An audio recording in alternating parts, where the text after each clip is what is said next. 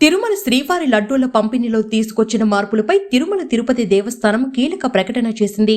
దళారుల బెడదను అంతం చేయడమే లక్ష్యంగా మార్పులు తీసుకొచ్చినట్లు ప్రకటించింది.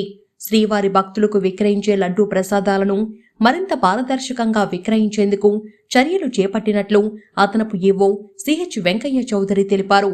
తిరుమలలో అన్నమయ్య భవనం వెలుపల మీడియా ప్రతినిధులతో మాట్లాడిన ఆయన దర్శనం టోకెన్లు లేని భక్తులకు ఆధార్లతో లడ్డూ ప్రసాదాలు విక్రయించేందుకు చర్యలు తీసుకున్నట్లు తెలిపారు. కొన్ని సోషల్ మీడియా ప్లాట్ఫామ్లతో పాటు కొన్ని ఎలక్ట్రానిక్ మీడియా ఛానళ్లలో ప్రసారమవుతున్న నిరాధార ఆరోపణలు భక్తులు నమ్మవద్దని ఆయన కోరారు. సామాన్య భక్తుల ప్రయోజనాల దృష్ట్యా ఈ నిర్ణయం తీసుకున్నట్లు అదనపు ఈవో స్పష్టం చేశారు.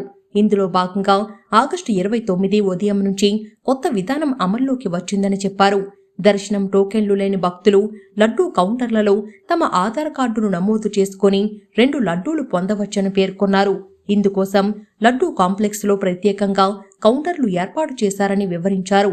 48 నుండి 62 నెంబర్ల కౌంటర్లలో భక్తులు ఈ లడ్డూలు పొందవచ్చని తెలిపారు. దర్శనం టోకెన్లు లేదా టికెట్లు కలిగిన భక్తులు ఒక ఉచిత లడ్డూతో పాటు గతంలో వలె అదనపు లడ్డూలు కొనుక్కోవచ్చు. టోకెన్స్ లేదా టికెట్లు కలిగిన భక్తులు లడ్డూల లభ్యతను బట్టి ఒక ఉచిత లడ్డూతో పాటు 4 నుండి 6 లడ్డూలను తీసుకోవచ్చు. గతంలో కొందరు దళారులు లడ్డూలు కొనుగోలు చేసి భక్తులకు అధిక ధరలకు విక్రయించినట్లు టీటీడీ గుర్తించింది.